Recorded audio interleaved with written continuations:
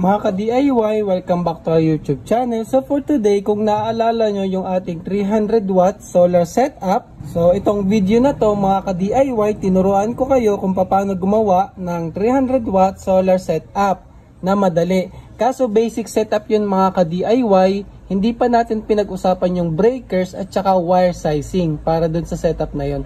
Kaya for today, ito yung part 2 mga ka-DIY ng setup na to. Ano ba yung proper size ng ating wire?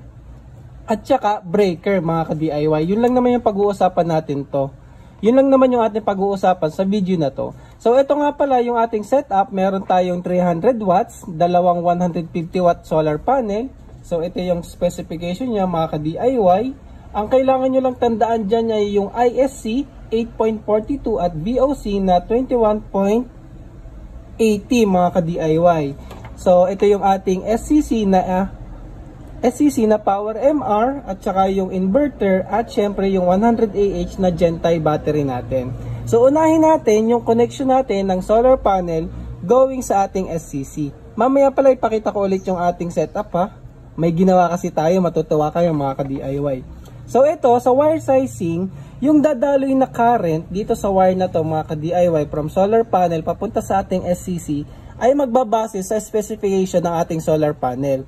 Kung meron tayong 2 pieces na 150 in series, ang VOC niyan mga ka-DIY ay 43.6 VOC or volts.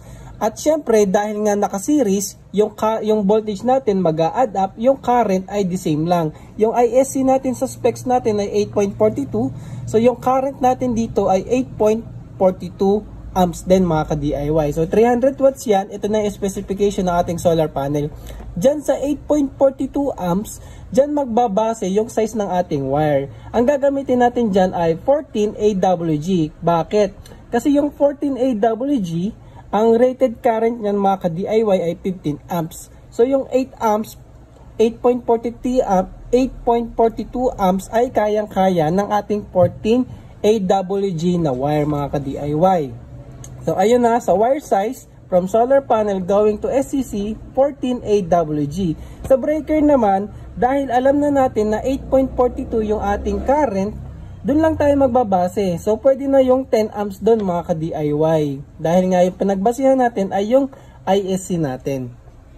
Kung imumultiply pa nga natin yan, may tolerance 8.42 times 1.25 for tolerance. So 10 amps talaga mga ka-DIY. So 10 amps yung gagamitin natin na breaker. Kung halimbawa naman, gawin natin 600 watts 2S 2P. Kasi hindi natin i-series, hindi natin pwedeng i-series yung apat mga ka-DIY kasi hanggang 60 volts lang yung ating SCC. So ang mangyayari, magkakaroon tayo ng 2S 2P. So same voltage 43.6, pero magdodoble naman yung current natin kasi nga nagparallel na tayo dito mga ka-DIY. Magiging 16.84 ISC. Ang gagamitin na natin dyan ay 12 AWG mga ka-DIY instead of 14 AWG. Kasi nga tumaas na yung current natin, 16 or 17 na siya. So yung 12 natin, kaya nyan ay 20 amps mga ka-DIY. So kung 300 watts, 14 AWG. Kung 600 watts naman yung gagamitin yung solar panel, ay 12 AWG para sa setup na to mga ka-DIY. Siyempre yung breaker, gawin nyo ring 20 amps mga ka-DIY kasi dinoble natin yung current. So ayun, para sa SCC going to battery naman mga ka-DIY, so ito yung linya na yan, itong nasa may gitna, ayan, going to battery. Ang gagamitin naman natin dyan ay 10 AWG mga ka-DIY. So bakit ko nakuha yung 10 AWG? Yung 10 AWG kasi, ang kayang current niyan ay 30 amps. So kung meron kang 300 watts, dahil nga dalawang 150, i-divide natin ng 12 volts kasi 12 volts system tayo, 25 amps. So syempre mas mataas dyan yung kukunin mong wire. Hindi na natin pwedeng gamitin yung 12 AWG kasi 20 amps lang yan.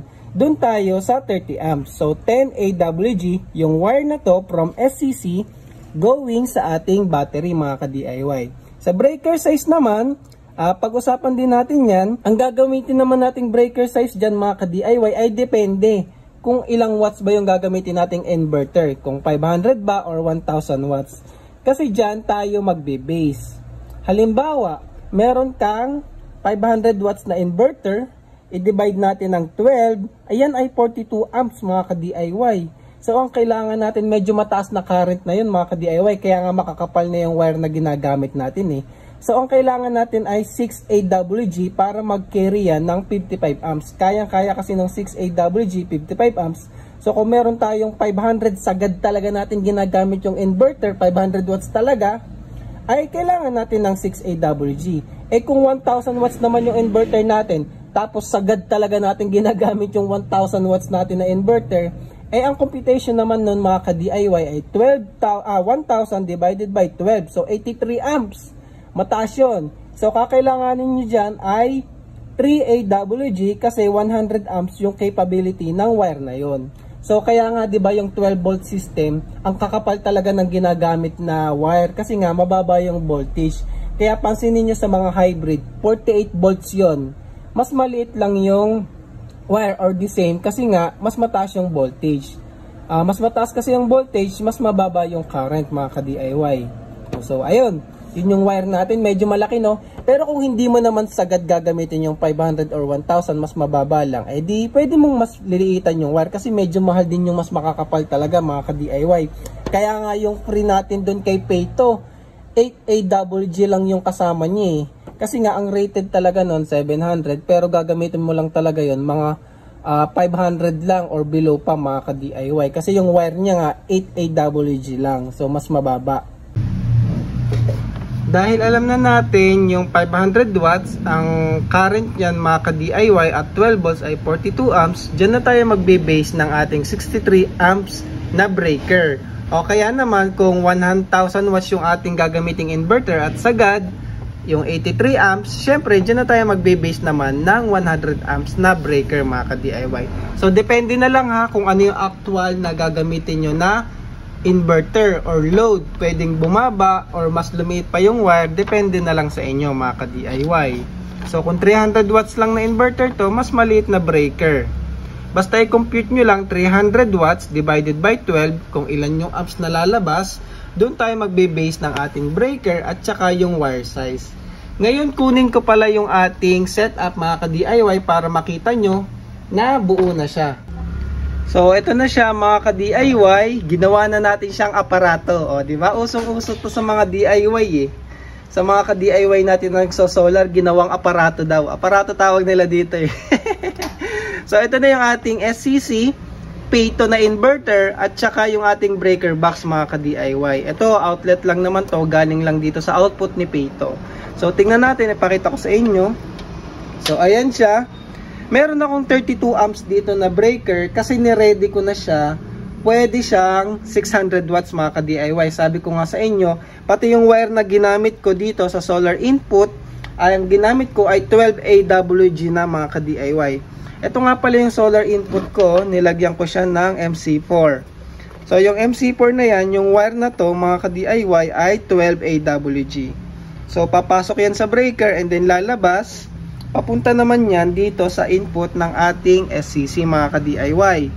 So ang ginamit ko nga ay 12AWG na para pwede na sa 600 watts.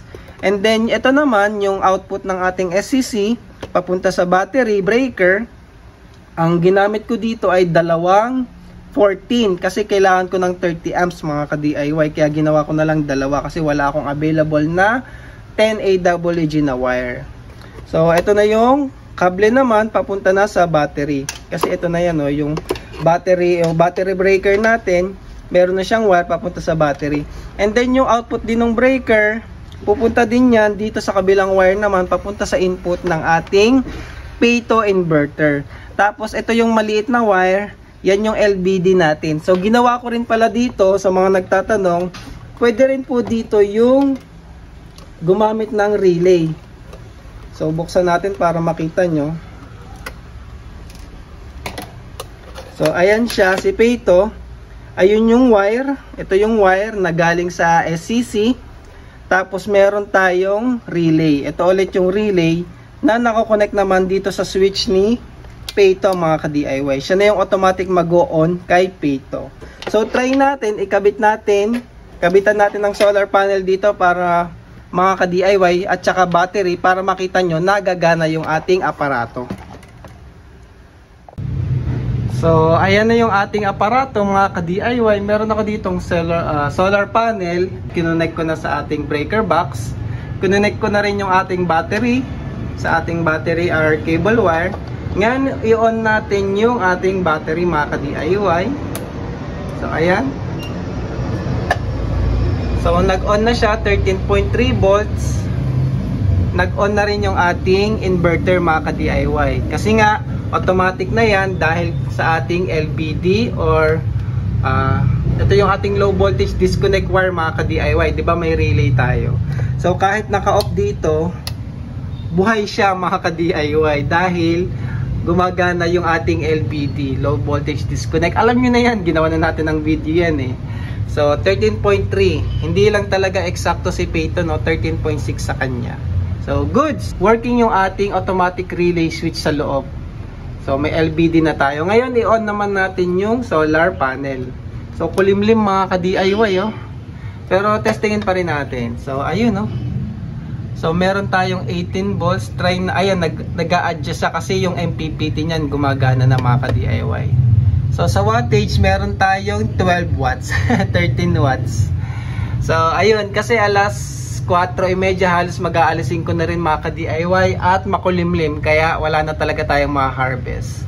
Pero meron pa rin konti, yan, charging na yung ating battery, working na yung ating setup mga ka-DIY. So meron ka ng DIY aparato, di ba? So bilhin nyo na to. Kung gusto nyo mga ka-DIY, ibenta natin, baka merong interesado.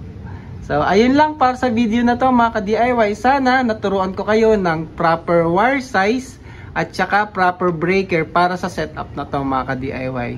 So, ayun lang. Maraming salamat and thank you for watching.